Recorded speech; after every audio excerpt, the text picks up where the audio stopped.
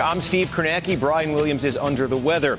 Day 729 of the Trump administration, day 28 of the shutdown, soon to be day 29.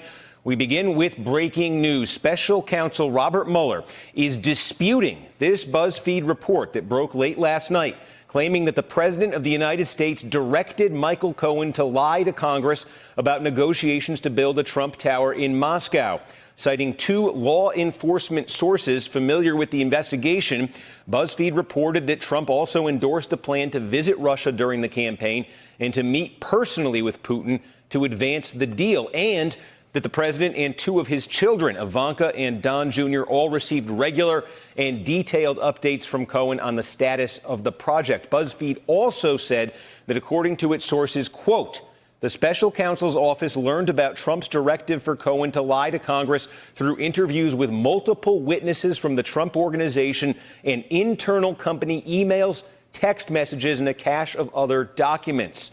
Earlier today, Trump lawyer Rudy Giuliani pushed back on the BuzzFeed story. Tonight, the special counsel's office made a very rare move of issuing a public statement. It reads, quote, BuzzFeed's description of specific statements to the special counsel's office and characterization of documents and testimony obtained by this office regarding Michael Cohen's congressional testimony are not accurate.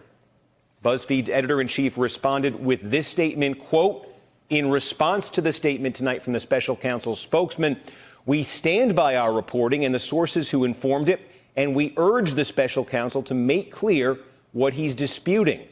Short time ago, Ben Smith spoke to our colleague, Chris Hayes. We went to them 24 hours ago, and, they declined to comment on it. Obviously, the special counsel prefers to control the timeline, and for reasonable reasons wants to operate on his own timeline and without revealing a lot of details.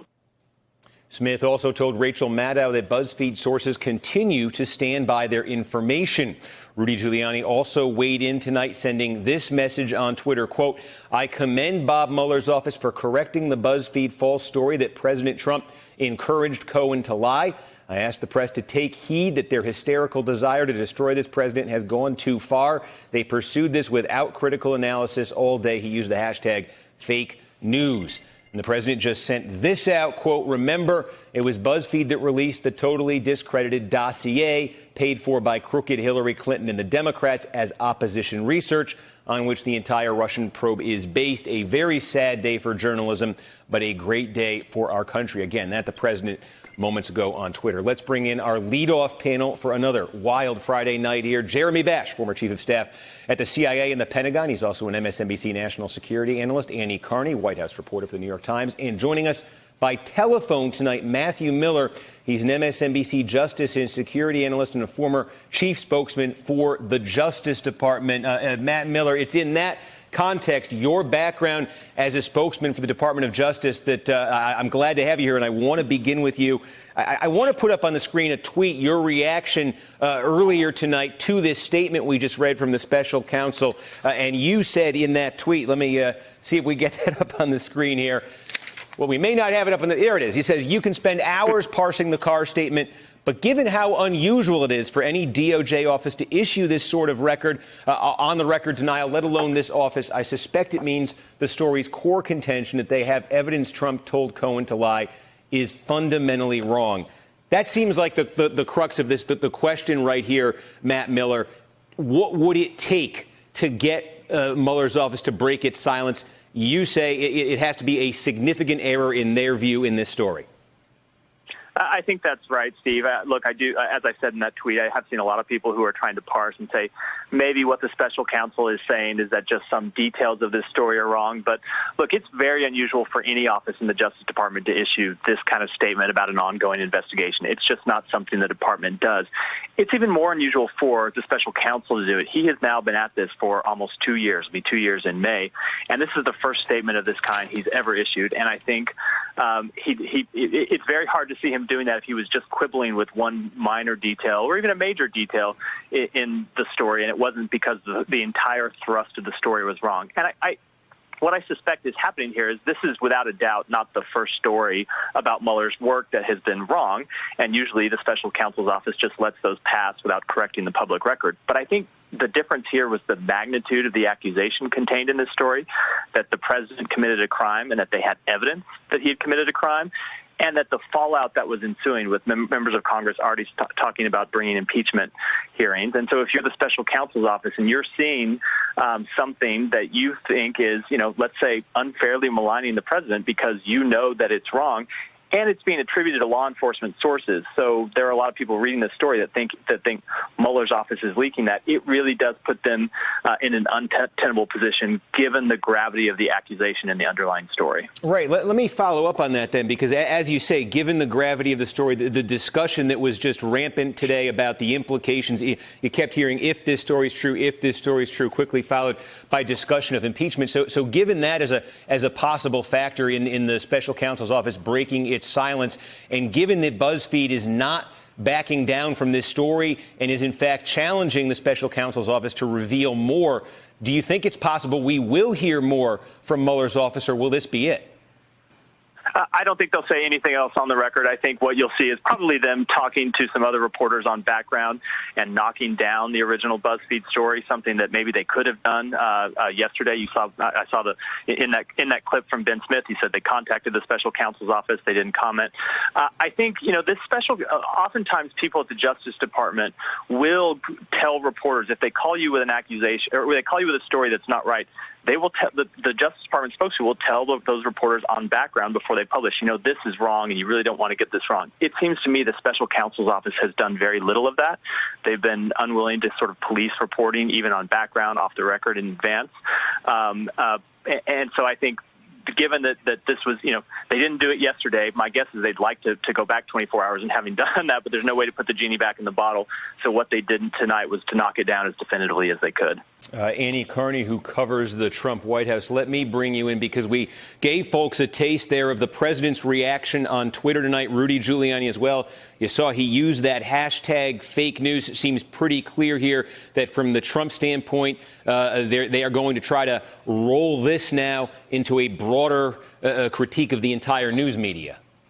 That's for sure. And you can, this plays right into their hand of the fake news. They launched immediately, so Donald Trump Jr. being retweeted by his father.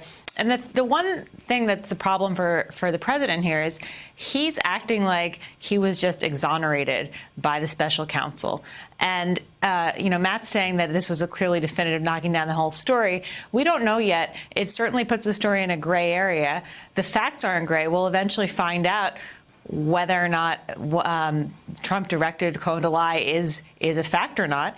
But right now, it's in a gray area, and Trump is acting like it is a definitive thing. He's cheering on the special counsel. What will that look like if down the line the special counsel comes out with evidence that is not to his liking? He is propping this up as a way to shoot down another enemy.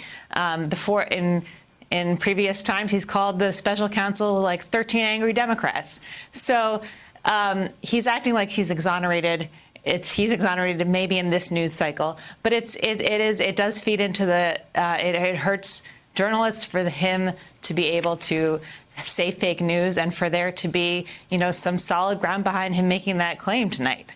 Right. And on that front, we were looking all day. I think the question, it was about this time last night, I think about 10 o'clock last night, when this story on BuzzFeed first broke. And then the question was, would other news organizations be able to replicate the reporting, corroborate the reporting, advance the reporting in any way? There is some new reporting from the Washington Post and the New York Times. Worth highlighting here if folks haven't seen this. This from the Washington Post. Let me just read a bit of it again. This just in the last hour or two. The story, this according to the Washington Post, had claimed Cohen had acknowledged to Mueller's prosecutors that the president directed him to deceive Congress about key facts linking the president to the proposed Trump Tower project in Moscow. BuzzFeed also said Mueller learned about the directive to lie from interviews with multiple witnesses from the Trump organization and internal company emails, text messages, and a cache of other documents.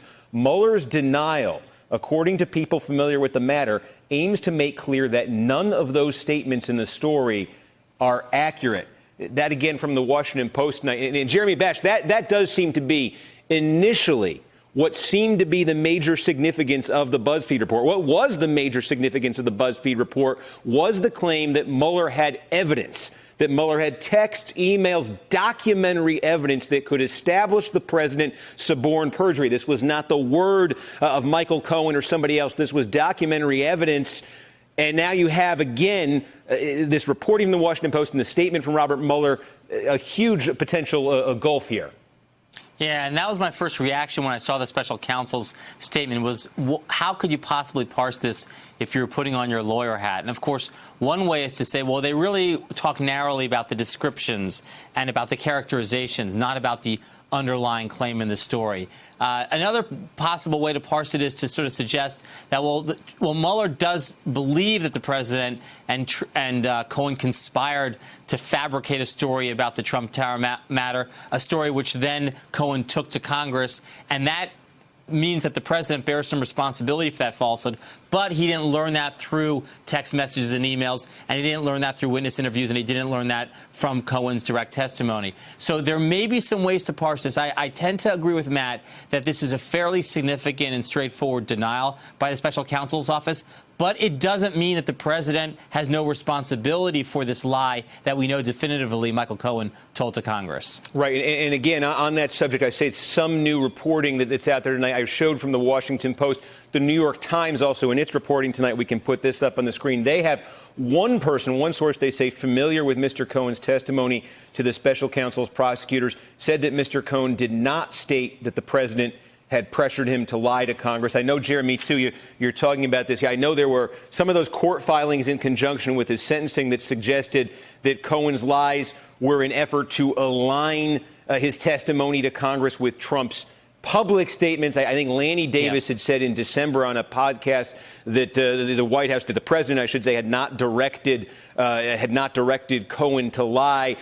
But again, there's the question here with Michael Cohen, just exactly what, for instance, he's going to be testifying in front of a congressional committee. What is it, February 7th? That's coming up awful soon. All eyes are going to be on that testimony, clearly. And big picture, Steve, here, the president told a false story about the Trump-Moscow Tower deal. He said, I have no business dealings with Russia. We then learn that, of course, that the deal was happening not just through the primary season in late 2015 and early 2016, but all through mid-2016 when Trump was actually the Republican nominee. We know that Michael Cohen lied to Congress about it. We know that Michael Cohen tried to align his story with the false narrative that the president was telling. And so the idea that the president did nothing wrong here, or that he bears no responsibility for Michael Cohen's false testimony, I think is something that members of Congress are going to significantly challenge. Hey there, I'm Chris Hayes from MSNBC. Thanks for watching MSNBC on YouTube. If you want to keep up to date with the videos we're putting out, you can click subscribe just below me, or click over on this list to see lots of other great videos.